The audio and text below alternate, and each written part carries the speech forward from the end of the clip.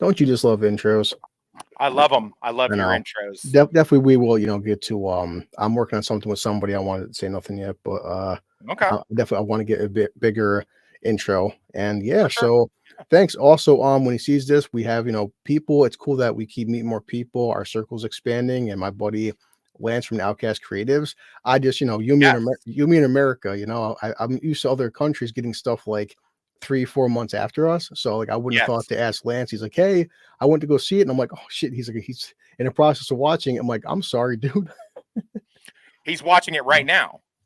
To my knowledge, yeah. Oh So, wow. yeah, Okay. he's like, "Hey, I know you guys are going live," and I'm like, I wouldn't assume to ask somebody from other nations because sometimes, like, you hear like, "Hey, we got Godzilla 3 months after you guys." Okay. So, Yeah, yeah. um, I do remember him saying that on the Godzilla stream yeah.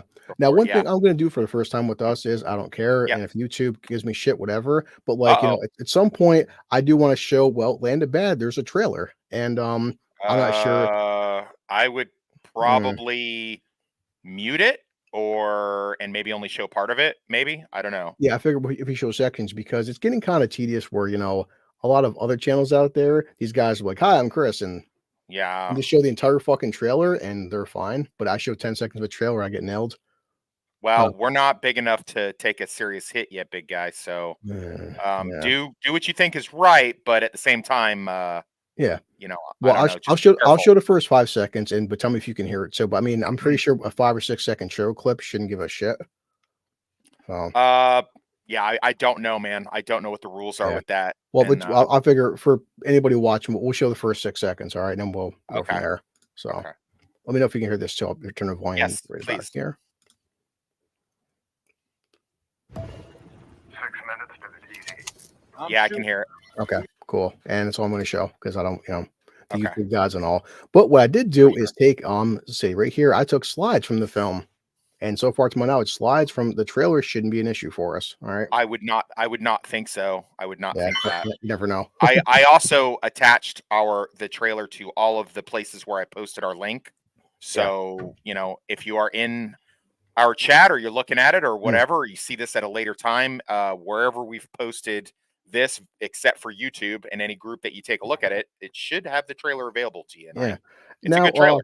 yeah, off the bat, the first thing I want to say is that, I remember seeing like a thing on my Regal app, but yet again, Uh-huh. I'm going to compare this to last year with the Covenant. My kid's like, Okay. Dad, you hear about this Covenant film? No. And Yes. you just said, Chris, Land of Bad. I'm like, Land of Bad. Is that even, why have I, Yeah. why is there getting no promotional material? Like, if you didn't tell me about I this don't film, know. you I told don't me, know, you told man. me yesterday, you want to see this film? I was like, this film is out? Like, Yeah. oh shit. So, Yeah. I don't know. yeah, I don't know what the rhyme or reason is. Maybe it's too much money. Maybe it fell victim to the writer strike. There could be a lot of reasons. I just don't know. yeah. And especially, like, okay, the director and the studio seems like they're kind of low key, but still Russell Crowe to me is, I guess, maybe a star power, not what it used to be. But you hear Russell Yeah. Crowe, you hear Liam Hemsworth. But Yeah. obviously Chris is a bigger star because of Thor, but I For think sure. Liam in his own right's a pretty good actor. And even Milo, I can't forget his last name, Vita Morala. I'm probably mispronouncing it, Me but it's like too. Ventimiglia. I wish Enzo was here. He could tell us the proper Yeah, Italian way to right say there. it. This But it's this like guy, Milo. Ventimiglia. Ventimiglia. It's the son of Rocky, Sure. also from Heroes too. From Heroes. Yeah. Yeah. So I mean, but still, three pretty decent sized names. And considering I've saw literally the past 3 months, and you know me, the month of January, because my Regal app guys, I saw 12 movies in the month of January, Okay. 12, and I didn't see a single fucking trailer for this film. Okay. So thank you for letting me for reminding me of this film. And Yeah. yeah, I mean, it's a pretty good trailer, interesting premise, and I guess we'll just get into it. So Land of Bad. Now, to my Land of knowledge, Bad. this isn't based on a true story, right? Because we keep getting that a lot. Not to my knowledge. Okay, No. yeah. No. It is So, not. So, but do you want me to give like a brief overview of it for the audience, or what do you want me to do? How do you want me to do it? yeah, I mean, I took my And are notes. we going? And are we going Oh, spoilers? yeah, the whole point of us doing our little bar is we're gonna spoil the shit out of it and Oh, just tell yikes. people. Okay. All right. But Cool. even with spoilers, Cool. I still well, before we get into it, I still liked the film. I would still recommend seeing the film. So if we Hmm. spoil it, action sequences don't change with spoilers. So Sure. I mean, Sure. yeah, I mean, I did want to say it's weapon time, but we've already done that. Yeah. Let me just say this is again. Thank you TikTok for showing me this. Hmm. I think then I also saw a preview for it on uh, open trailers on YouTube. And so I looked into it a little bit more, saw when it was coming out. I looked at my Regal app, and usually there's pretty good distance between one of our low bar reviews and another, Yeah. but one came so quick, and I figured it'd be a good um, palate cleanser for us to watch. So I hit Yeah. you. You know, you're like one of those slutty college chicks I see on the side. You know, you're always down. Yeah. So anytime I say movie, that's Mhm. all blue collar has to hear. Well, I And figure he's you want to palate usually, cleanse after this masterpiece right there. yeah, yeah. Why didn't pop before? It, Huh.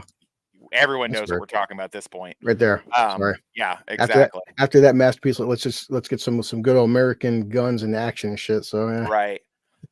So yeah, so I saw this, figured you'd like it. I was hoping it would be good. I was not disappointed. And yeah, we went and did our Yeah. usual trying to see, even though you and I are in different time zones, went and Mm. saw it at pretty much the same time. Yeah, like I told Uh, people, I got home. My Regal cup is still full. I got home 15 minutes ago from the theater, so yeah, right. I'm fresh out the theater. Sure. So yeah, the basic premise of it is uh, over in the land of bad things, as we like to call it. They're having a hostage situation with a high value asset who's been taken down. They send in a 4-man ODA team. ODA is Operational Detachment Yeah. Alpha, or an Alpha team, or an A team. Hmm. It's usually a mixed bag of different operators. The smaller, the better, because what they do is they rely on quick in and out, and then Hmm. they have the Air Force utilize drones to be their air support and backup. So it's a little bit more dangerous than sending in a squad or platoon, or even, you know, a division or something like that. But anything that big is like an active war. So especially going into the Philippines, which is technically like Yes. a friendly country, Yeah. you know, you don't want to do. But unfortunately, Philippines is the Wild West, and lots of, you know, messed up shit is happening down there. Yeah. Like. So their original plan is to go in and retrieve this asset if they can. If they find out the asset is dead, they're supposed to laze the area and get it wiped down to the nap with Yep. a Reaper strike. And I guess what follows is, you know, the standard soldiers stuck behind enemy lines, the 4-man crew. They wind up coming under fire through no fault of their own. And we have our primary character, the protagonist, played by Liam Hemsworth. His name is Staff Sergeant Kinney, and he's a A4, excuse me, Air Force JTAC. JTAC means Joint Terminal Attack Controller, which is Hmm. just a fancy way of saying he's the guy that'll call in the airstrikes and be your main radio guy. Yeah. His older brother, Luke Hemsworth, plays Abel, which is like their team medic, and another guy that's Overwatch. Milo, unpronounceable Italian Yep. last name from Heroes, Yeah. and This Is Us, plays Sugar, Yep. our Sugar. Yep. officer in charge. And then you've There's got Ricky Whittle, who I've never heard of, as Bishop. Bishop. He's their sniper, and they're going to go in there and try to pull this mission off and bounce in and bounce out. Mm. But of course, things go awry, and he has to do an escape mission and rely heavily on Reaper, played by Russell Crowe, who is a captain in the Air Force and kind of a fuck up. And Okay, yeah. he is basically running the show from Las Vegas, Nevada, which Mm. is basically the strategic airdrop area where the United States Air Force and DoD contractor Yep. type like Dynacore utilize drones, and you know, they come in and provide air support for missions. How's that? Pretty good. Yeah, pretty goddamn well said. So yeah, Thanks. watching the film, I definitely have questions because I do Yeah. I'm taking notes and stuff as I'm watching it. I'm thinking to myself that I do want to ask you, as a military man, how much, Yeah. as you constantly say the term, that's Hollywood as fuck. So Yeah, this is pretty grounded in reality, and okay. it's pretty I was very impressed. I was very impressed. It reminded me a lot of right around this time last year, watching The Covenant. You know, got my Mm, blood pumping. nice. It kept me on the edge of my seat. I was invested in the characters. Yeah. And I'll tell you, I'm not a big Liam Hemsworth fan. I think he's pretty overrated, but I think he did a pretty good job in this. he was very believable.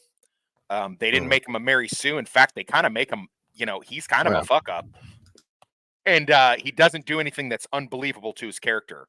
A lot of times when they have this mixed bag ODA type mission, they'll utilize operators from different branches of the service, Air Force, Army, Marines, Navy SEAL, like that. Yeah. And they'll throw a mixed bag mission on the fly, which is what this kind of looked like. And it even says it in the trailer. And Hemsworth's character is saying, hey, I'm not a shooter. I've only been on one of these ops before. Yes.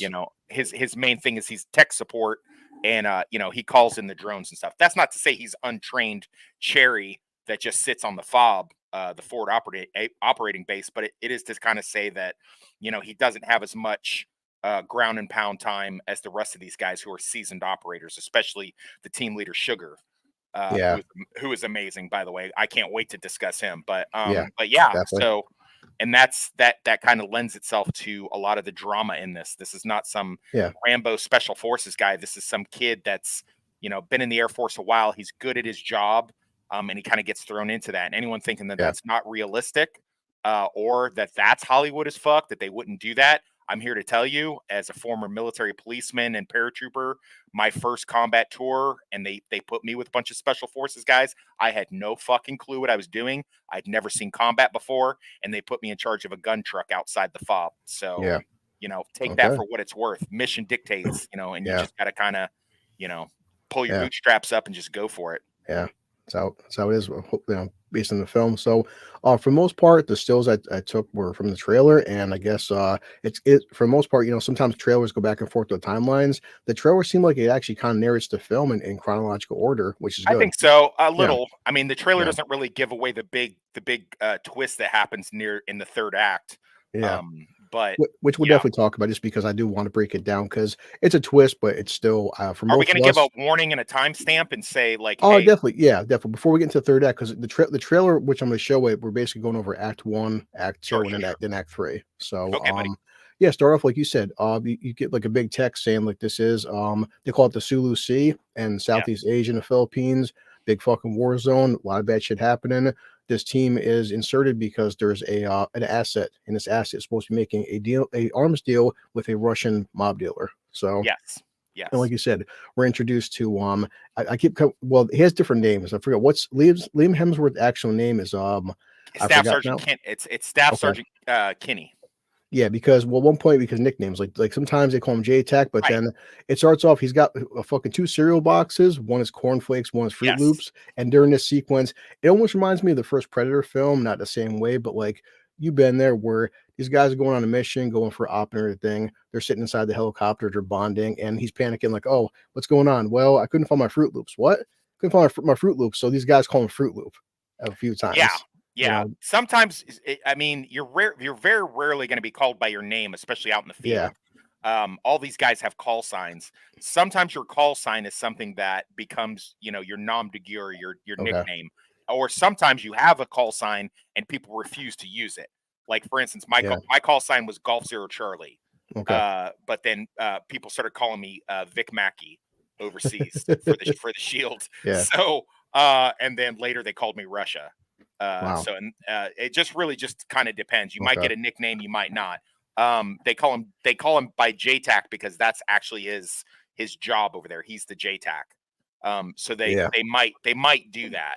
And you got to remember that the other 3 guys are like closely knit SF operators, ODA guys that have been working together. So he's kind of the third wheel or fourth wheel. Well, I guess fourth wheel doesn't really make sense because you should have 4th wheels, but he's the odd man out for lack of a better term. Yeah, and that's what's established. And like you said, the thing is, this guy's been trained, but he's mostly, out of the 4 of them, he's the new person. He's the guy that hops on his fucking phone. He does like drone strikes and stuff. Like he says, he's been on a mission, but this is his first like active, live, like boots on the ground mission. Yeah, So, his first shooter mission. Yeah, exactly. So yeah, listen, that's just their bullshit and stuff. So basically, I would say, and I was kind of timing it, the first, I'd say 35, 40 minutes, we're not getting any kind of action. And I say that because films like The Covenant or people get a certain expectation with military films. If you're expecting the film is 2 hours long, if you're expecting 2 hours of nonstop fucking gun action, that doesn't happen. There's got to be a build up and stuff. Get to know the characters, get to know their ins and outs. So Yeah. right here, yeah, everyone jumps out and he's jumping out with his parachute, and like even off the bat, he's kind of like fucking up a little bit, where he's kind of like he gets his parachute open, but kind of messes it up a little bit because you can Right. tell the Yeah. guy's he's nervous as fuck. I mean, he's never, like you said, it's one thing, going out live, but yeah, you're brand new, and this is a big, big fucking mission. Like you said, there's only 4 of them. These guys don't have like 1,000 soldiers backing them up and shit. Right. Right. Yeah. It's one of those uh it's one of those things where you don't automatically know what it is that you're getting into. They need his expertise, but he doesn't have a lot of he's not been on the ground. He's not had a lot of shooter or trigger time in. And I like this movie's really good at not over explaining stuff. Yeah. They the officer in charge, Sugar, played by Milo Unpronounceable, just tells him, right off the bat, he's like, hey, go for the go for the Fruit Loops, and by the way, we're doing a halo jump, and right away you know that the guy, Air Force is like shitting his pants because he's like, oh shit, a halo jump is high Yeah. altitude, low opening, which means that Mhm. you go high, you wait till you're really close, and then you pull your chute. That way you don't show up on a radar or any kind of scanner or anything like that. Yeah, and It's and I know you've been there, different military banter. These guys are getting to know each other. Hey, how old are you, kid? I'm 27, and the guy there, what's his name? Him right there, his brother, and is that his real life brother too? It is his real life Okay, brother. yeah. That's Luke Hemsworth, and he plays Abel. Okay, Abel. Yeah, Abel makes a joke to Bishop. He's like, "Hey, don't you have a daughter?" Yeah. How old is she? 20 years old. He goes, "Dude, you hook him up." He's like, "Man, I would shoot you in the dick." Yeah, I yeah. just like, I just You like, can see these guys are a real tight yes, thing, and I like your uh, reference to Predator. It is kind of like yeah, the late great Dylan yeah, jumping in with this team, and he's kind of yeah. the outsider jumping in, He's and a they're pencil they're pusher all. too. Yeah, Yeah, exactly. Not yeah, necessarily that this guy's a pencil pusher, but you gotta like 2 things. One, all these guys are like Army Special Forces, hmm and then they're getting joined by an Air Force guy. The Air Force is not held in high regard by the Army. We basically look at them as our little sisters, and I gotta tell you, man, this movie does not do a lot to. I mean, I love Russell Crowe's character, and we'll get into it, but this movie does not lend itself to a lot of good stuff for the Air Force, because we like the Army, we call it the chair force, because they're always sitting around. yeah, uh, and it kind of it leans hard into the stereotypes, but like yeah. big So we time. get into Russell Crowe now, and I gotta ask this off the bat. I'm watching the film. Look, Yes, we get it. People get older and stuff. Like yes, I yes. love Gladiator. Yes, Russell Crowe, the guys. He's an older gentleman. We'll say Listen, he's not in the shape he Russell, used. Russell, you are fat as fuck. You are fucking fat. You are fatter than me and Chris put together, dude. What are you doing? Yeah, You look bad, buddy. If you dude. can see this, if anyone associated with the great Russell Crowe, please get on some kind of a low carb diet, buddy. It's almost like in the Pope's Exorcist. I can forgive it by having a big Pope's Sure, outfit, but there's a couple of scenes in this film where Russell Crowe's wearing a military gear, and it don't look sort of. good. Yeah, and but I want to ask you that off the bat because you're not Air Force, but like, okay, he's a captain, right? He's basically a He pencil is. pusher, but like Yeah, in every branch of the military, you got to be in some kind of a shape, right? Like guys like Russell. yeah, I yeah. mean, like you wouldn't be that out of shape being a U.S. military Air Force I officer or mean, captain. Like, uh, presumably not, but as an officer in the Air Force and one whose job is to so basically he tells later on that he basically did my job as an Air Force equivalent. He was an SF guy, uh, which is security forces, which basically means Air Force MP. So when you're an MP, you kind of lend yourself to being kind of a fatty. So yeah, I'll get that. I'll take that. yeah, And then he slid into this, drone strike type job, yeah, and that made it even worse, I'm sure. So, and then him being an officer on top of yeah, that, so he's sitting in this little chair in Las Vegas. I mean, he's yeah, obviously good at what he does, and one thing about the DoD, they will forgive a lot. If you are good at what you do, they'll forgive a lot, whether yeah. that be, a bad attitude, being out of shape, Mhm. gambling problem, marriage problems, which obviously his character Reaper has Yeah. all of the above. I do like this line right here because, like you said, his name is Captain Grim, but they call him Reaper. But it's like Yes. the line he says that I'm the bringer of doom. Like, oh shit, Yeah. Why I'm your eyes in the sky and the bringer of doom. that's pretty cool. That is pretty cool. Yeah. So yeah, and we get his staff sergeant as his partner. Yes. So like you said, he so we established, little small things like he's he's anal about his coffee pods and shit. Now, one Yes. thing, now I guess I would say this is excellent writing. So the Air Force guys, they're on a fucking base and stuff. These guys are hanging out, they're checking out, they're watching basketball and stuff. Now he Yes. establishes, hey, listen, my wife is pregnant, okay? Here's a phone back in, I guess, the rec room. Here's his phone, Yes. and do me a favor. I'm going so their missions are they're inside this basically room and they're sealed off. That's the point, Right. They're not to be fucking bothered. If Right. so, like when he says I'm going on mission, he's not leaving the base going on mission. His going on mission is sitting in a fucking room with everything closed off. So don't, Yes. don't bother me unless it's a fucking emergency. Right. So my wife is going into labor. If she calls this phone, please somebody pick it up and come and get me. Okay, no problem. These guys, and for whatever reason, I'm not sure, but the kind of guys, I don't know, as being a captain, I would have thought they had like maybe some more respect towards the guy, but they don't. They're kind of blowing him off the whole fucking film. And rank has its privileges, but it's like anything else, Hey, buddy. you can have rank in the military, Yeah. but the respect that you command will usually be on your deeds. So I mean, if he's generally considered a fuck up, and Yeah. he's this guy that's should be a full bird colonel, or at least a lieutenant colonel, and he's still only a captain at this point, it's probably pretty well known that this guy's a fuck up. He may be good at his job. There's no doubt about that. But to a certain degree, I mean, they're all pretty good at their job. I mean, it's basically playing video games and stuff like Yeah. that. So, But the whole phone thing, no one's taking him seriously. Yeah, No. whatever. Just take the fucking phone. We'll get to it and stuff. All right. right. So after that, and I do like this. I'm not sure if you know this term. Maybe it's a military term. I first heard this term with Harrison Ford. If you remember him and Josh Hartnett's film back in the '90s called Hollywood Homicide. At one point, they land and Bishop's talking to Shooker, and he's like, "Hey, sir," and he goes, "Don't call me sir. I work for a living." Right. And Yeah. I've never. Is that a military term? Because I've only heard that. Yes. Yeah. Okay. Yeah. Because That's I was wondering why Harrison Ford said that in Hollywood Homicide. it really is. Well, I mean, I think he's a sergeant. So when you're a sergeant, you're what's called a non-commissioned officer, and officers are people who have they institute and put forth policy, and sergeants are the ones that enforce it, and they make it and they do it. So sergeants are non-commissioned officers, and officers are commissioned officers. You salute officers, you do not salute non-coms or sergeants. Okay. I was a sergeant, obviously. Yeah. Usually sergeants tend to not be college educated. They tend to be people who started out as an E1 and they move their way up. So yes, that's a big phrase. You go to boot camp, wherever you go, you're not going to want to, especially the Army boot camp, you're not going to want to say anything like sir unless they actually are an officer. Yeah. So the drill sergeants, they work for a living. So that's pretty standard. That's a pretty common phrase. Yes. Yeah. And now these guys, they're walking through the forest more, building up rapport, friendship, and almost like some irony and foreboding. So basically, Bishop's talking to I keep forgetting Kenny there, right? Is it Kenny? It is Kenny. Playboy is his Playboy. Okay.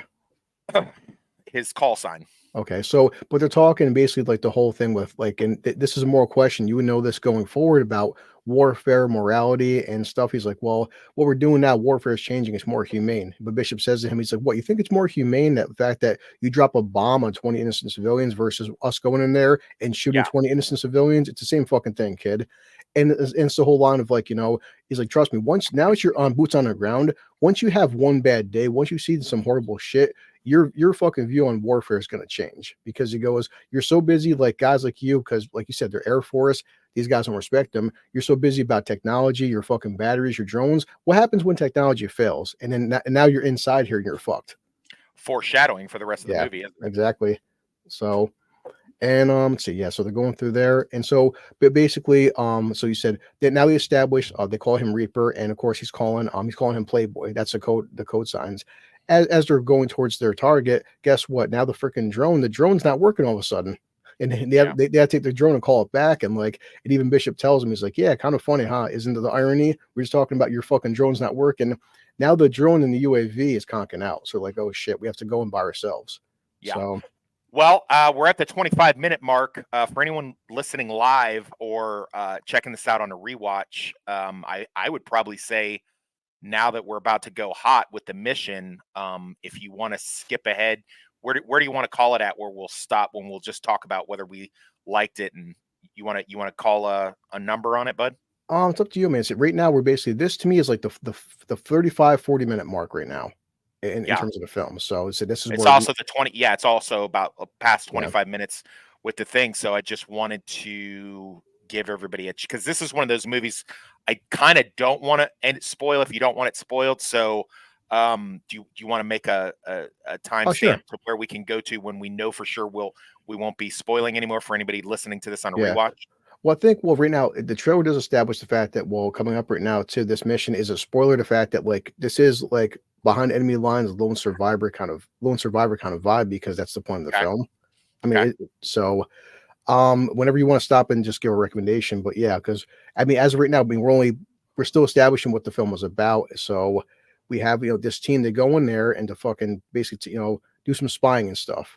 And Yeah. you see the fucking the terrorists because in the asset right here, the fucking main terrorist starts picking people off. So now they're like, oh shit, we have to Yeah. intervene. So Yeah. when you intervene, So I'll call it at I think we can get most of this talked about in the next 35 minutes, give or take. So where would 35 minutes plus this put us? we'll see about the hour mark then. Okay, so if you're listening to us on the rewatch, and you wanna not have this spoiled, go to the 1 hour mark, and that's when we'll be giving our final thoughts and non-spoiler reviews. Is Okay, that yeah. fair? Yeah, no, definitely, because there is like, Okay. kind of This is your last chance. If you yeah, want to jump out now, last chance. it's one of the Okay. films. So Everyone's still here that wants it spoiled? Okay, go. what you've been watching for now, but yeah, replays. So Replay. yeah, so they call him Reaper and stuff. They use the UAV and they surveilling the area. And right there, I gotta admit, like I'm not a military man, but man, every time in this fucking film they call in a missile, it just the slow motion, the missile zooming in. I thought it was fucking badass. Like It's just pretty awesome. like It's right there. pretty It's like, awesome. vroom. So yeah, now you would know more than me. Because one point now this guy's about to fucking start killing kids and women. And when Playboy calls it in, he's like, hey, we need this drone strike. He goes, okay. And the pinpoint accuracy, are missiles nowadays that fucking accurate? Because Oh, sure. Oh, yeah. this shit blows up like 10 feet from these kids. Oh, I'm yeah. like, because I'm Oh, yeah. thinking when I first see the missile coming down, he's probably gonna wipe out all these people. No, they don't. I'm like, that's Yeah. Well, impressive.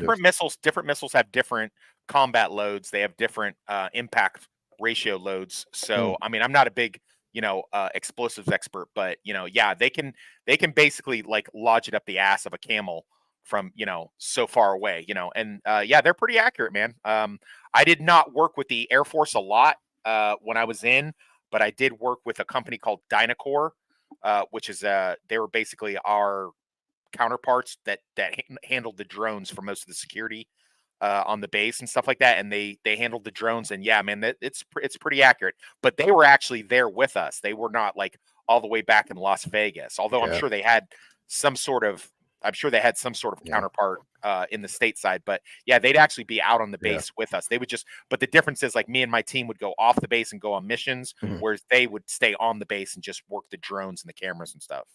Yeah, and Playboy's fucking up too because you see him get his gun ready and stuff. He's got bubble gum like this, and his hands getting stuck, and he's putting bubble gum and like, Yeah. dude, and you can tell he's not used to this kind of stuff because, like, dude, why would you spit bubble gum onto your fucking fingers and it's getting jammed and stuff, and like you're Yeah. fucking up, dude. I But mean, no, he kind of shows a lot of, especially at the beginning, a lot of nervousness, and he's yeah, not really used to that. I mean, and some of this though you can also chalk up to bad luck. So he's in what's yeah, called so Sugar, the team leader, Master Sergeant Sugar, he tells his two guys, the two Hemsworths, to do Overwatch while him and Bishop yeah, uh, go and do the extraction. But before they can do that, the guy pulls a double cross. The terrorist comes in and does yep. a double cross on the Russian warlord or Understealer, whatever he yeah, is, and then decides to chop his wife's head off. And then they're going to do the same to his kid. And obviously, these guys are not having it. So they call in a yep, strike as a distraction, and they start going hot yeah, and unfortunately, Liam Hemsworth's character, fucking grenade, Playboy, first he gets a bunch of reinforcements come into through the tunnel yeah, that he was on top of, which Yeah, they the right underneath them. It's like, they oh, assume that shit. it's defunct, which to be fair, I would have assumed too. So it looked like a good vantage point at first, but now these guys are coming out, and in a great scene where he's trying to be quiet and he's upside down, one of the terrorists like pops his little head up, Yeah, and that's when Sugar and his team decide to go loud and start, wasting everybody. The Yeah. first bit of the rockets from the Reaper comes in, and both Hemsworths start taking heavy fire and get separated from the rest of the Yeah. team. I think this entire action sequence, a couple of times they do it where when Sugar saves him, shoots a guy in the fucking head, and you see the slow motion like brrr, like that and stuff. Yeah. It's like the chamber or the shell leaves the fucking chamber in slow motion. But yeah, like you said, they're going back like right there. What's funny is like that for a second, it looks like Chris Hemsworth.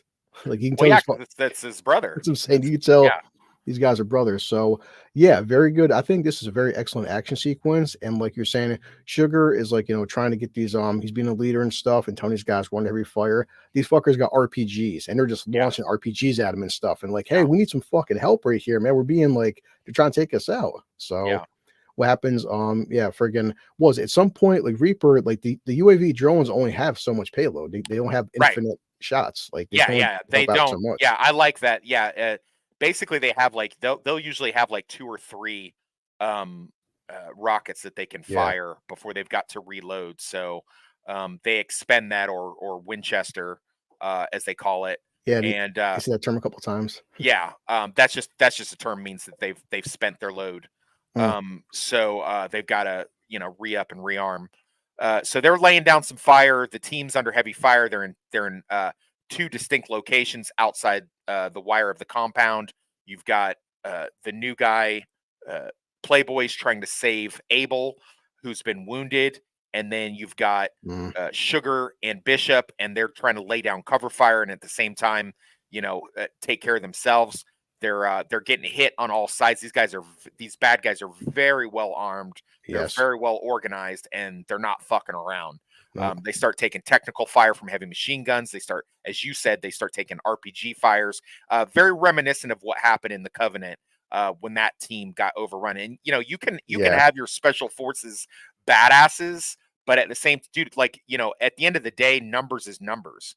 So I would put out that, I don't know, I have not run into people anywhere near this hardcore. Usually, like if we hit somebody with like Reaper fire or even a helicopter with a heavy machine gun, usually they would back the fuck off. So we never hit anything that hard, but I have heard of people being this zealot and coming after the Americans. And on top of that, I'm old enough to see it firsthand, back in Mogadishu when I was still in high school, but I saw the footage of the Rangers being overtaken. If somebody's willing to just throw bodies at you and get killed in order to kill you, then it can become that's the bad thing about fighting these kind of people. That's definitely the one note I want to ask you for move on from that. I noticed that the U.S. forces, maybe because of lack of ammo, when the U.S. guys are fighting and stuff, they're shooting. I noticed it's like bap bap bap bap. They're shooting fucking 111. The terrorists are just like brr, brr, brr, brr, brr, and but our team is just very accurate, just one. They're just shooting. It's like you don't see these guys fucking praying, spraying. They're accurate. They're using 2 different kind of rifles. They're using M4s. And the one guy's got a modified 50. Basically, they're out on their own, so they don't have like unlimited ammo. The other thing is, like, when you have an AK, you can put it on a 3-round burst and it'll go da da da like that, and it'll look like you're firing it on automatic. It's not automatic, it's semi-automatic. It's coming out in a 3-round burst. Do you remember that, Stripes? Yes, nice. I do remember that. Remember that. And that's exactly right. But so what happens is, these guys, they want to be more accurate, one shot, one kill type thing. It doesn't really help you to expend all of your ammo and as you call it, hose pipe your ammo. So that's not very helpful to you, especially if you're, a 4-man team that doesn't have a lot of stuff. So as you're going to obviously find out as you watch more of the film. Well, so after Abel, he wants basically dying. So then like we have was it Sugar and Bishop? RPGs. They start freaking throwing them, and by all accounts, we're pretty sure these guys are fucking killed. Right. They appear to take a RPG to their position. which leaves Staff Sergeant, the Air Force guy, Playboy, on his own. Yep. He slides down some rocks and shit. Yeah, and, his communications get damaged, and Reaper and his co-pilot, we'll call her the Staff Sergeant, they're trying to they have eyes on him, but they're not having good communications with him. Yeah. So he figures out a way to get his communications back up. Mhm. He gets a little bit past the position, and he basically gives them a sit rep situation report, which says that the rest of the team has been killed. He's on his own. He didn't rescue the asset. Everything went south, and he needs an extraction.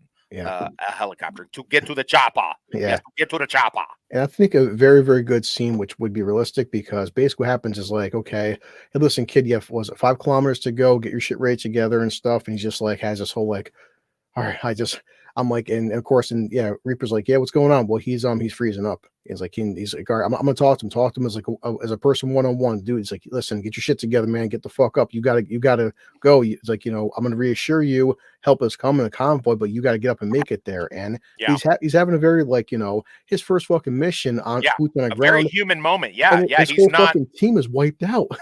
He's not Rambo. Guys like this, he's like panicking. I'm like, that was that was to me realistic as hell. Like you said, this isn't Schwarzenegger in Commando, No, this is just a JTAC kid who's, he's gone on missions and he's lased targets and he's called in airstrikes and stuff. But this is like, now he's bad. He's in the land of bad things. That's what they call it, the land of bad. Well, it's one thing. I'll find a tattoo later, but yeah, Bishop, it's funny.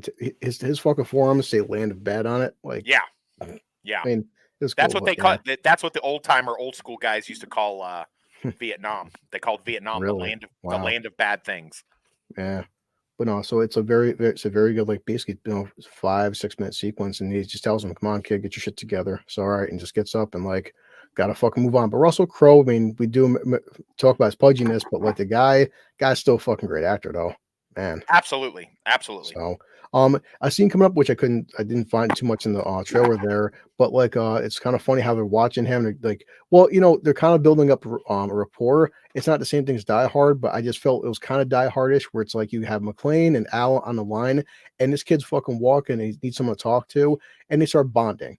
Talking to him. He's becoming friends with him. He's like, hey, where you from, kid? Hey, guess what? They're both from Idaho. And Russell Crowe's character Reaper is from Idaho, so they establish stuff like different parts of Idaho, different sports teams. He's trying to keep them talking. Ohio, buddy. Ohio. Yeah, Idaho. Yeah, I thought it was one of them, but at one point he makes it to a water, and he goes, hey, listen, jump into the water. There's some guys coming and stuff. He gets underneath the friggin' like a bend and like a little hill, and there's some bad guys coming and stuff. A fucking dog almost gives away his position. Yeah, it's like a goddamn dog.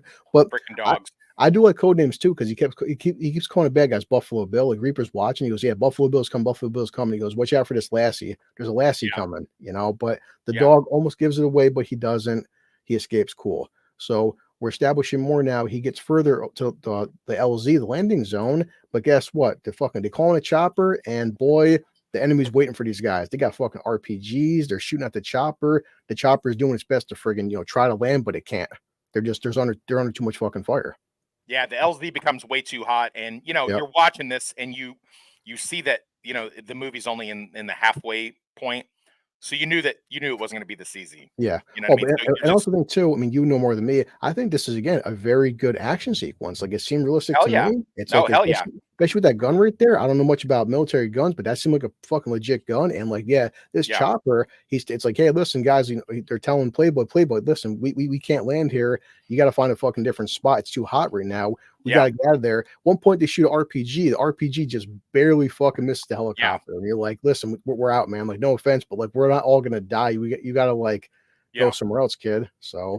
Yeah, that's an M240 Bravo, and that's that lays down heavy fire, heavy suppressing fire. Basically a door gunner for the helicopter.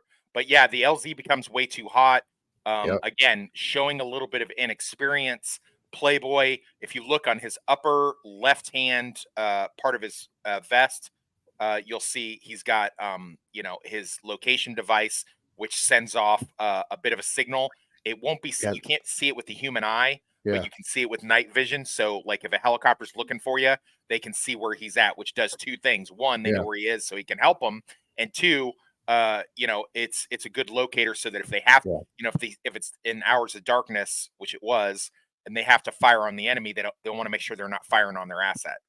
That's a spot I heard this. I missed up That's the all time right. frame. But yeah, but like you said, because one point after the helicopter goes away, he's like, yeah, these guys are find me. What the hell's going on? And like, yeah, the staff sergeant tells Reaper, it's like, yeah, it's your strobe. Your strobe is going off. It's like, yeah, turn it off. That's how they're seeing you because it's nighttime. That's how the fuck are they finding me for? Because you're signaling shit. So yes, there's part here with the fucking dog, but and then it comes up. So he's making some more ground. It's like what 1.2 kilometers to go, and hey, there's more guys coming. He slides down. What was it? He fucks up and he hits his friggin' head and he falls. And Reaper's like, "Hey, you okay, kid?" He goes, "Yeah, I just hurt my pride." But now, do you think it was smart right here? Because I would have just basically just tried to hide, but like he pulls out his fucking pistol, starts shooting at these guys. He hits one of them, but now they're fucking chasing him. Like I Well, mean, because he's the kind of problem is, outmanned, you know. yeah, the problem is they have the high ground. Where's he going to hide? He can't. They can look straight Oh, down and see him, okay, good right? point. And then number two, they're gonna walk right on the area that he slid, and they're gonna Mhm. see his M4 laying there. Yeah, okay. So like as Obi-Wan said, they have the high ground. All they'd have to do is like tilt their AKs upwards at an angle, and they could just spray 7.62s all over him while he's leaned up against Yeah, the ridge. And if he goes and runs while they still have the height advantage, then they can just shoot him they can just basically walk above, shooting down on him. And that's just he's going to be fish in a barrel. So he wanted to wait until they got a little closer and see if he could take down some of them, which he did. A really good shot with the pistol. I was impressed. It was really, really good. He got one of them like right off the rip. And again, I don't know, man. I've never fought, any Asians in any Asian lands, but usually Iraqis will back off if you pop a couple of them, but these guys don't. yeah. He pops a couple of them and they keep coming. And they actually seem to get more pissed off. Let's see. And as he gets a little farther down, I don't know if you're going to get to it here in a second. As he gets a little farther down, now he's run out of pistol ammo. He's lost his rifle, and he did find a good little cubby hole to hide in. But Yeah, unfortunately, these guys know the terrain a lot better than he does. They're mountain yeah, boys, and they do find him and capture him. yeah. Which I mean, because again, this much for trailer guys, we should be fine with breaking the trailer up. But like, yes, his part here, he's shooting, and Awesome. yep. So, and like you said, he winds up jumping inside the water and coming up, and like you said, they're waiting for him. The guy's got a fucking gun to his head, and like, yeah, we got you. But also, back in the base there, they're all like, hey, we lost comms. And you notice too that with the freaking colonel, now the fucking colonel, he's involved now too, and everybody. Now it's not just these two. So, Yeah, and the so, yeah. colonel's a real piece of shit. Yeah, in this film, yeah, that's something too. Like, well, into it later, but like the Colonel Russell Crowe, they kind of go back and forth now. I am not the most military savvy, but like a colonel is above a captain, correct? So like, Yeah, way above. He Way can above. give Russell Crowe shit, and Russell Crowe kind of can't do anything about it. Like, Yeah. all right, so, but yeah, so he jumps into the fucking water, comes up, and he just gun in his face, like, yeah, you're captured, kid. Look, oh shit. So. Yeah. And they bring him stuff too, and okay, he's captured. I'm thinking to myself that boy, this guy, he's fucked. Well, not this part right here, but they want capturing him and stuff, and they're going to torture him. And out of nowhere, so we're like, over halfway the film done We because get now, our first big surprise. yeah, first big surprise. But like, Sergeant, but like Sugar. What was Sugar's rank? Master Sergeant. Okay, Master Sergeant. So Sugar shows up, and Sugar, and like I said, so to his credit with Milo. Great fucking action sequence. He pulls some John Wick shit. Yeah, he does. He whoops Yes, these he guys' does. fucking asses. Dude, Milo is the motherfucking man in this film, dude. Yeah. He is, man. He Yeah. is amazing. He's the reason I'm going to go watch this again. I'm going to go watch this movie again. Yeah, I won't lie, Milo, because yeah, and like I wouldn't expect this from him. Yeah, he comes in and just wipes these guys the fuck out. Because I'm thinking to myself that okay, because right now the comms are down, and Reaper and the staff sergeant have no idea where Playboy is. I'm like, this guy's what's he gonna do? Escape? He's not inexperienced, and fucking Sugar just saves the goddamn day. And I'm like, Yeah, okay. he does. So he's kid. Okay. Keeping in mind that we had just finished watching this like good 30-40 minute montage of Playboy escaping on foot and traversing all of this terrain, right?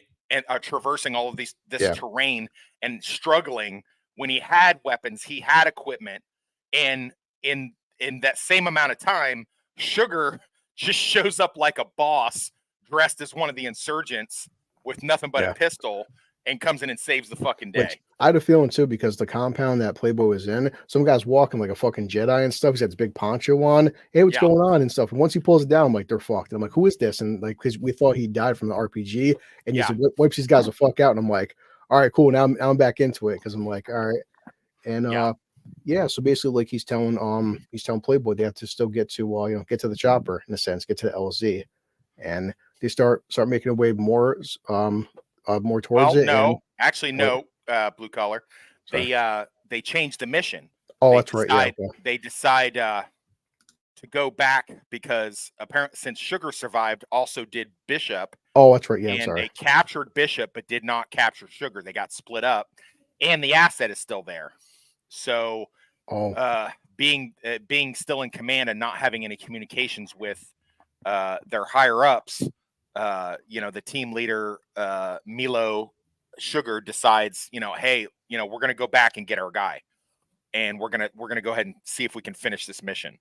yeah. But getting their guy back is the number one priority. So he decides they're going to arm up. They grab a bunch of weapons and equipment that some of the insurgents had hidden in the floorboards of the place where they were keeping Liam Hemsworth, Playboy at, and they decide they're going to head back. Yeah. This is, if you're asking me the realism, I don't know if they would. I can tell you, I would not have done this. I would have gotten out of there and come back with a larger force or something like that. I don't know that. The bravery of it is astounding, and I'm definitely 100% behind it. But I don't know, man. Just the two of them going in, and like woefully unprepared, and with very little time or equipment or planning, and just kind of freestyling this. I mean, I get it. It's good for me. I would not have done it like that. I would have gotten out and come back with a larger force. That's what I would have done. But so to put a note to a small thing, like we established the Air Force guys at one point. So they're fucking Russell Crowe, Reaper, and a staff sergeant talking Playboy. They're into the mission. Guy opens the door. Hey, what's going on? You want some Starbucks? And she looks around. She's like, what the fuck you saying? She goes, he's like, how you Starbucks? Like, there's a kid getting shot at right now. We're calling it fucking missiles. Russell Crowe's like, get the fuck out of here, dude. It's like, you don't understand. That's pretty realistic. Yeah, that's pretty realistic. I've seen people going and calling for coffee in the middle of gunfights and stuff like that. So, especially with these guys being so far removed from it, being all the way in Vegas. But it does show the whole fucking disconnect. Like, these people, they're not like the other airmen. They're not respecting what's actually going on. Like, you guys, you're sitting there fucking watching basketball games, and these two are like trying to help a kid who's 29 years old get out of enemy territory and not be slaughtered, and you're fucking calling it Starbucks, like. Right. But now one thing he does ask the colonel, he's like, which is an important part later. He does ask the colonel, like, can I stay in my station until this op is over? Yes, you can. At the time period, I didn't understand that, but so because Russell Crowe now, Reaper, he's invested. He's like, I want to be here until this mission's over. So he's like, he gives him permissions though.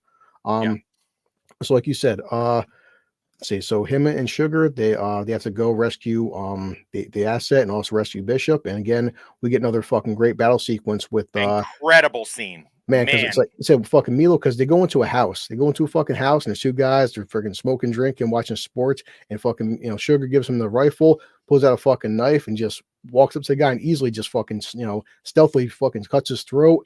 And then freaking Playboy gets into a fight with one guy. Some different shots are exchanged, but they're pushing a table, and they're just fucking going at it like left and right and shit. Keep in mind, a lot of these guys that you see that are the antagonists in this, these are the guys in Reacher season 1 that Reacher had a hard time with. Yeah. The Filipino mercenaries and stuff. Yep. And then right there too, let's see, he had let's see.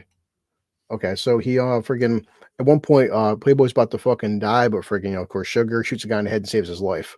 Yeah, after taking gunfire. Yeah. So he's pretty fucking they're both pretty damaged and stuff. And then what happens? A fucking grenade goes off. And it more than me. At that distance, I'm not sure, but a grenade goes off like 2 feet from these guys. But I guess the fucking rocks or like the foundation stops them from being destroyed, but like it knocks them both the fuck out. Yeah.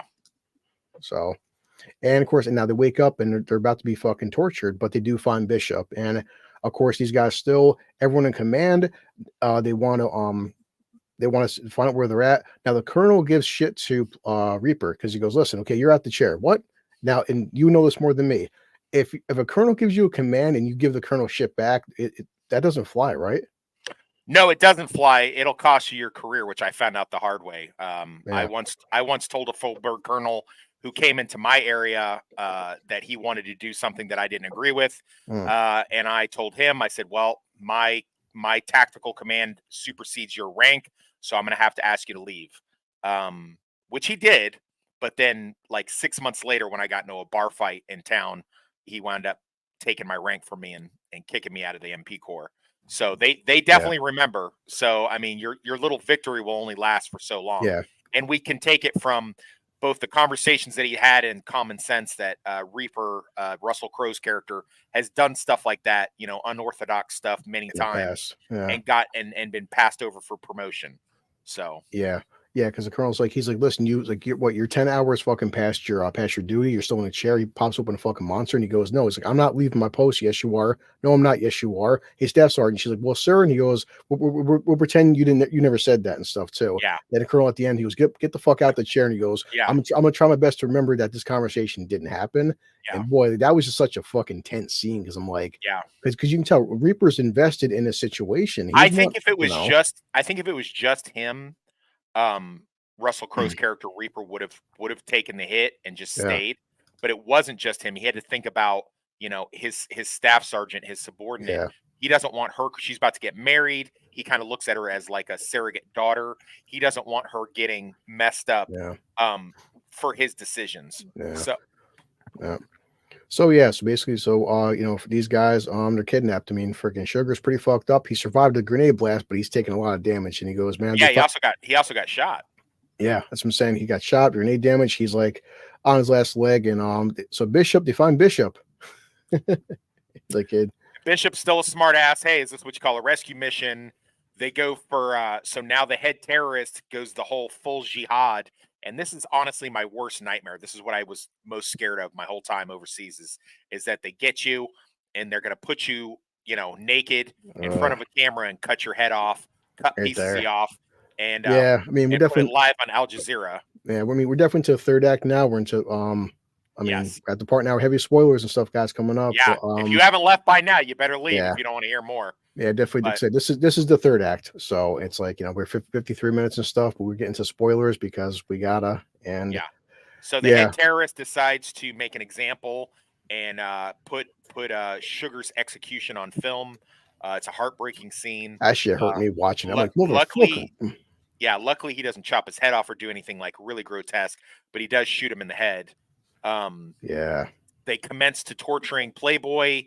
They want information. He doesn't really have any information to give up, and the most important information is, you know, hey, you know, we're all about to get wiped out in a big drone strike, and whether or not the head terrorist believes him or not is you know, it's up to debate. I have no idea. I kind of feel like the head terrorist did believe him, and he's just like, I don't give a shit.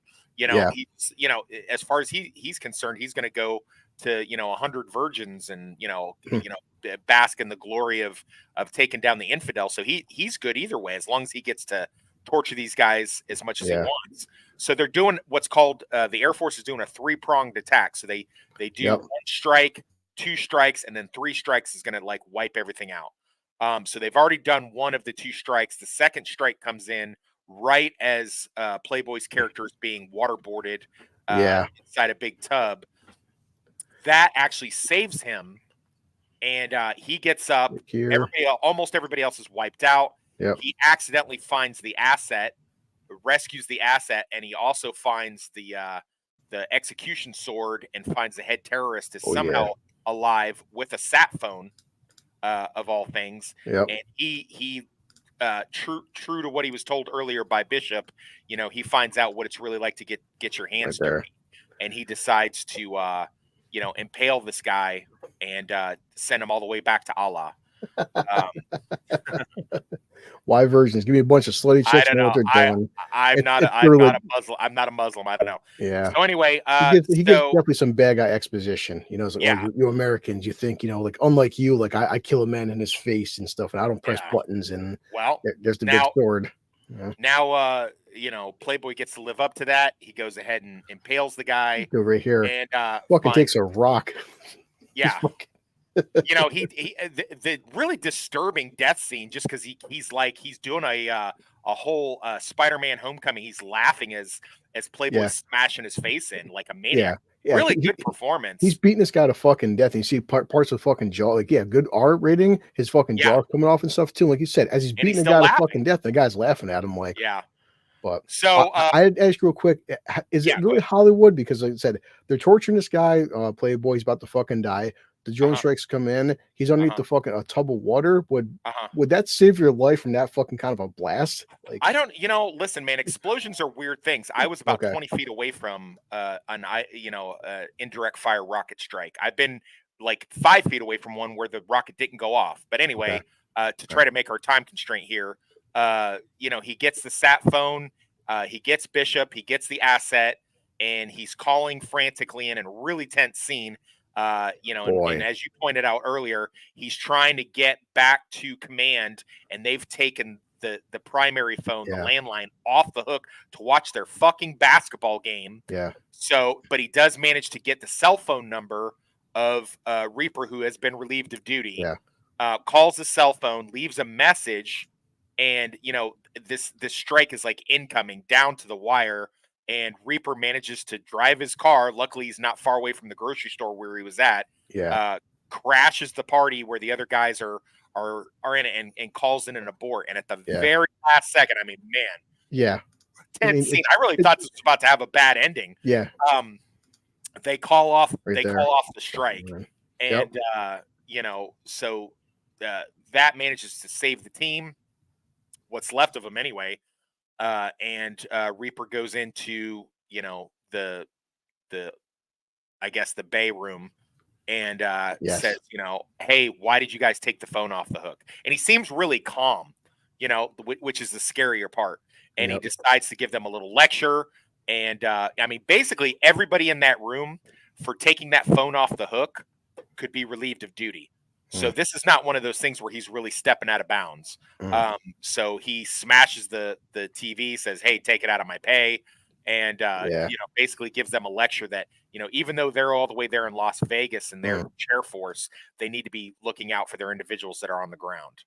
Yeah. That last 10-minute sequence for me was very fucking satisfying because you're watching Russell Crowe go grocery shopping. I'm like, okay, what's the point of this whole part and stuff too? And there's a reason. And it comes down to like, thank God, fucking man, friggin' the wrong idiot gave fucking his cell phone number out to Playboy and stuff. Right. And boy, and it's still a little small tidbit where it's like the one guy was like, who'd you call? He's like, I called a friend.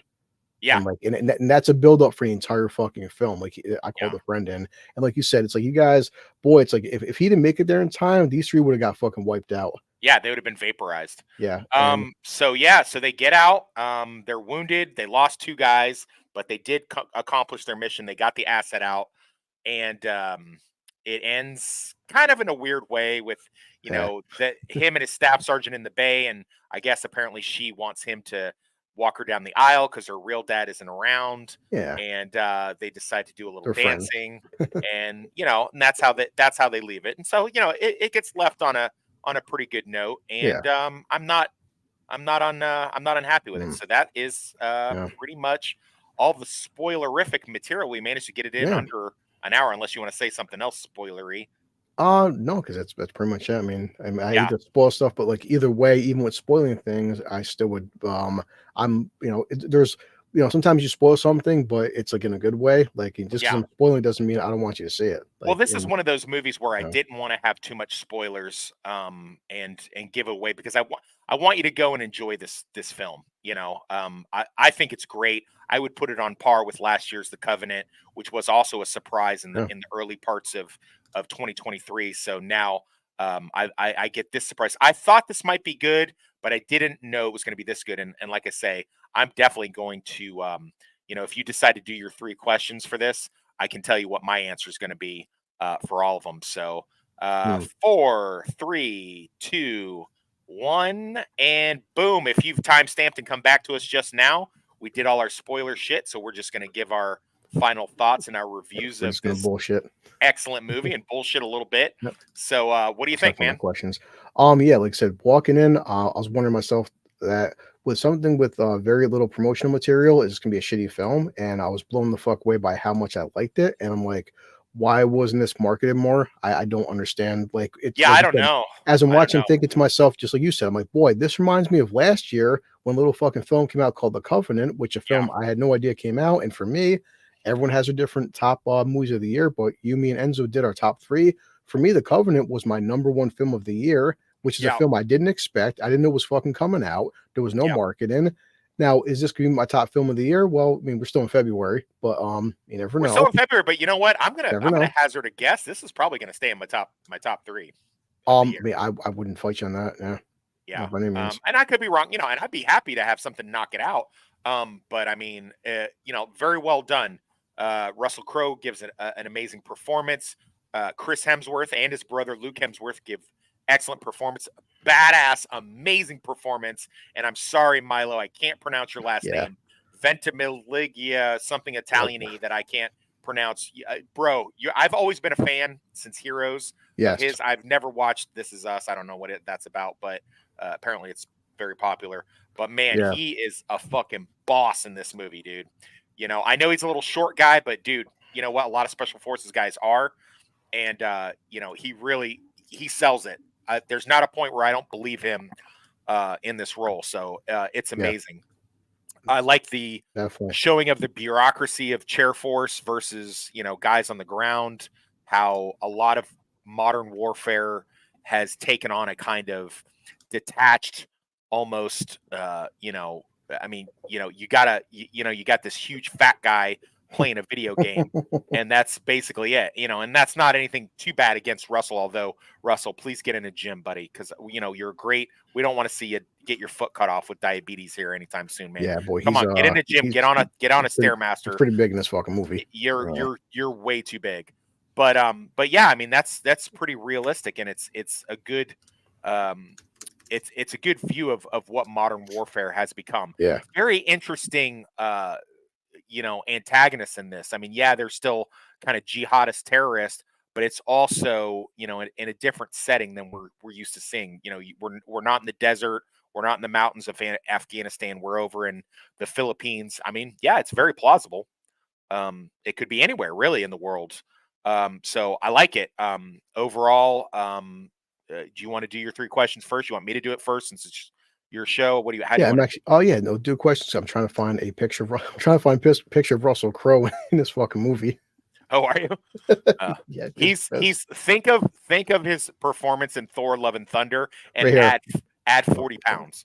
Right there. There's one picture of Russell Crowe, but that's just one. But like, yeah, a couple times, like he's huge. Boy. He's huge. When he was going grocery shopping, I'm like, boy, yeah, I could see it. Yeah. He doesn't miss very many groceries. Yeah. I don't know, dude. He's a heavy guy. He's a big dude in this. But to be fair, so also is the staff sergeant, the chick that works with him. She's kind of a tank too. So I guess if you're sitting in a control room, playing video games with drones all day long, and that's not to belittle what they do, but the juxtaposition of them versus these guys. I mean, Jesus. I mean, ladies, go watch this movie, ladies, because Luke Hemsworth's got his shirt off like half the movie.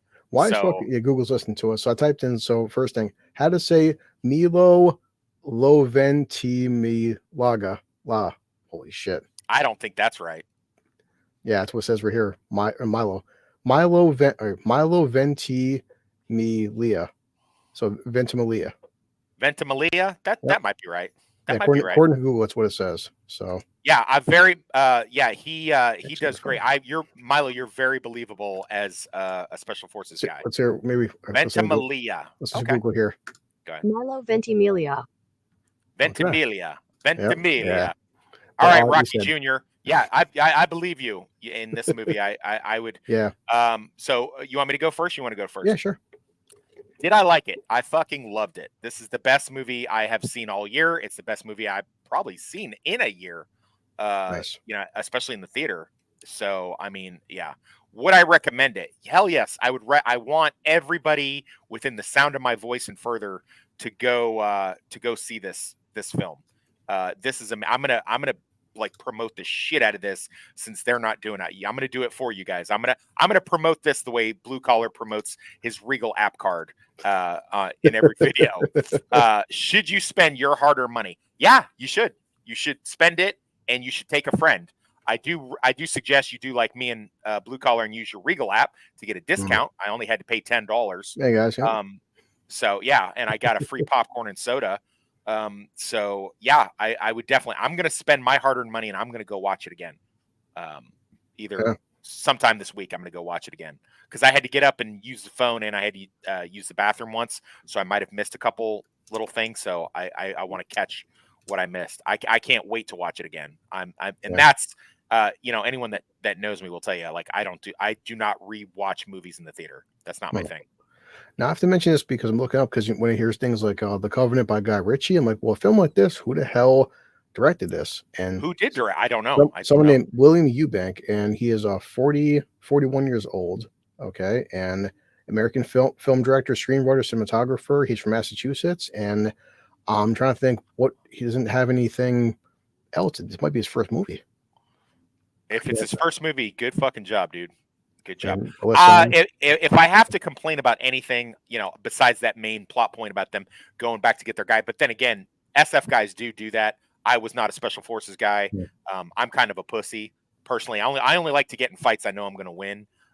So I will definitely, you know, I mean, if you pay me enough, there's not much I won't do. But I mean, I don't know if I would. I don't know if I would have run back to go get him in that hopeless of a situation. That being said, go ahead. You ever heard of The Signal? The Signal, Love. Oh, he did Underwater. That was one. I did see Underwater. I liked Underwater. I thought it was pretty good. All right, so he did Underwater was his last film.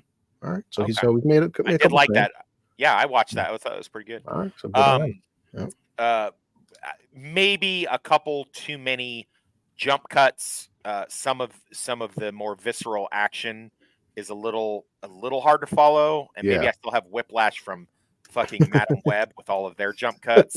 So you know what I mean? Like I would have pulled. I don't know much about. I don't know cinematography terminology and things like that. I probably would have pulled it back a little bit so that I could see, you know, more of the violence. But I understood what was going on. There was never a part where I was like, "Hey, what just happened?" So I understood what was going on. They did really good with the military terminology. All of the stuff was believable. You know, there was a couple moments where I was like, I don't know, that's a little Hollywood. I remember one little tidbit. You would know this when they're walking. At one point, when the sequence with the house right there, he taps him on the fucking back and he goes, "Is it on your six or something?" Like, is that realistic? Oh yeah. Okay, You always like when you got a 2-man standard cover. One guy goes primary, one guy goes secondary. The secondary guy, he's covering the rear and the flank, and he's going to make sure that the primary guy knows what sector he's covering and that he's ready to go. So you always give him a quick little tap on the shoulder, like good to go. Yeah, and like you were saying, I mean, I don't know much about like, you know, the training sequences, but to my knowledge, I never seen like the way Milo was moving. He seemed like this guy. There was definitely some work put in. I would say so. They have a good technical advisor, and whoever worked with these guys really got them to look like they knew what they were doing. So I like it. I dig it. And you know, as I said earlier in the stream, I dig Hemsworth performance in this. I am not a big Hemsworth fan. I'm not a fan of any of the Hemsworths, really. Maybe if I'm put to it, I would say Chris would be my favorite. I've never really thought much of Liam. I thought he's kind of a wooden actor, and he doesn't give like a Oscar-worthy performance here. No. But he does enough to carry the story, so it's believable. And again, he's not a Mary Sue. He's not a Rambo. He's not, you know, this is you believe he's a kid that's a little out of his depth, and he's doing stuff that he's not used to.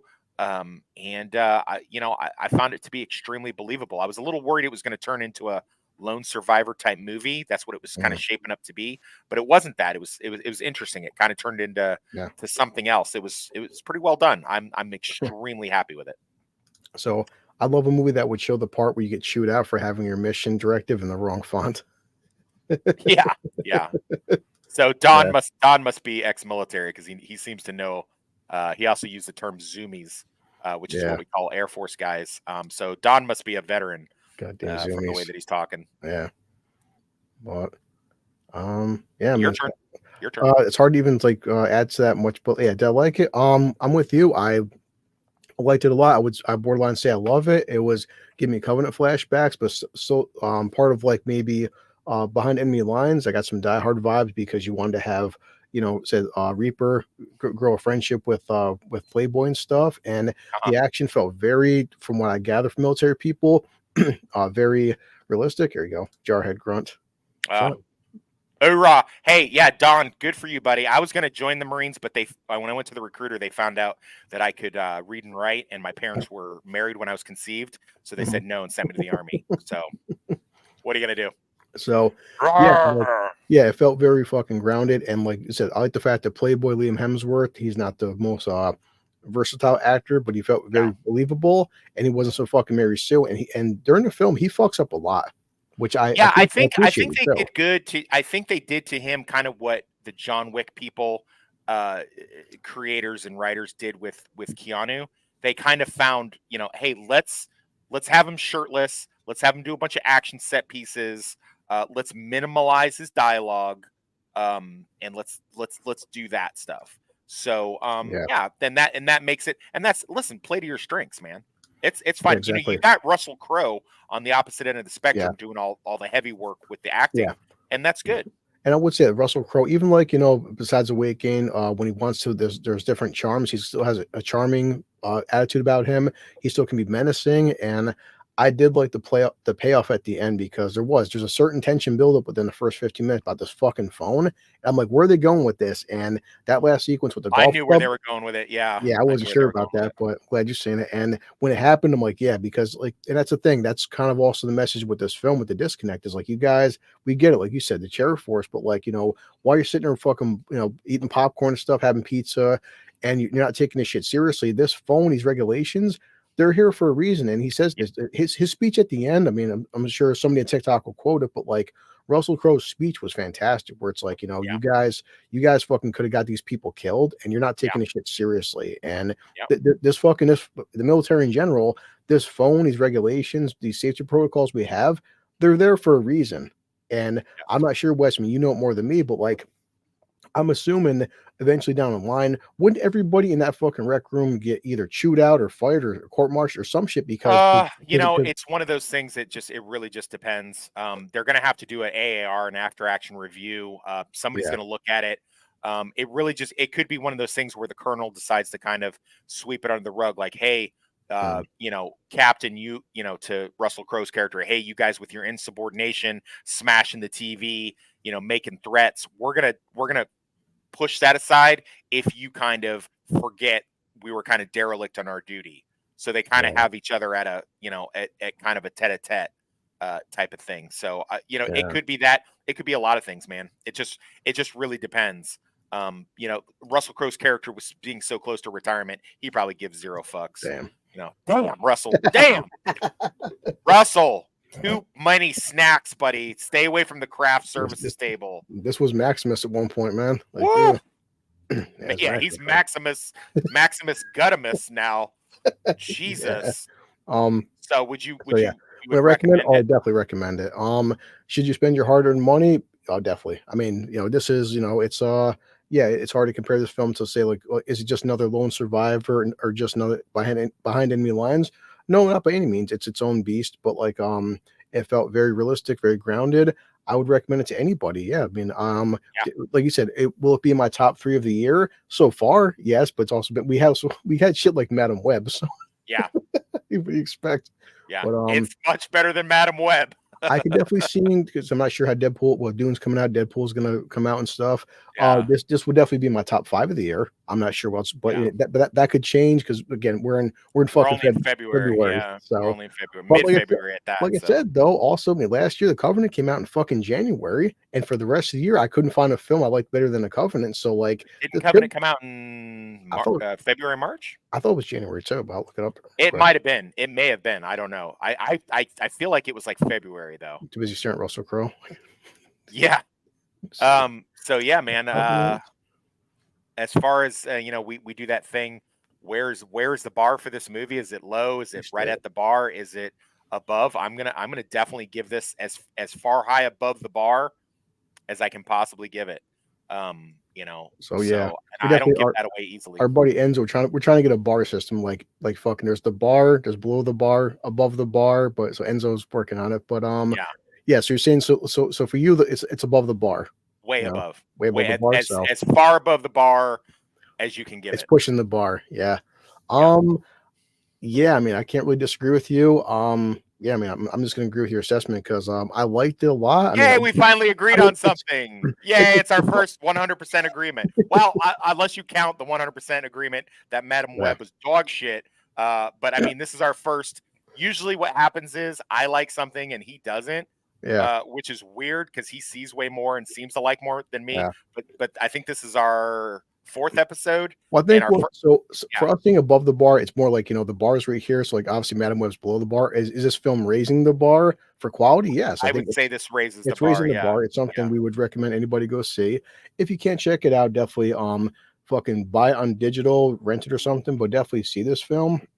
And no, hell no, go see it in the theater, man. Support this movie. Well, people get cheap, it's fucking. Well, you know what? Don't listen. Go sneak in some snacks because that's where you spend the most money.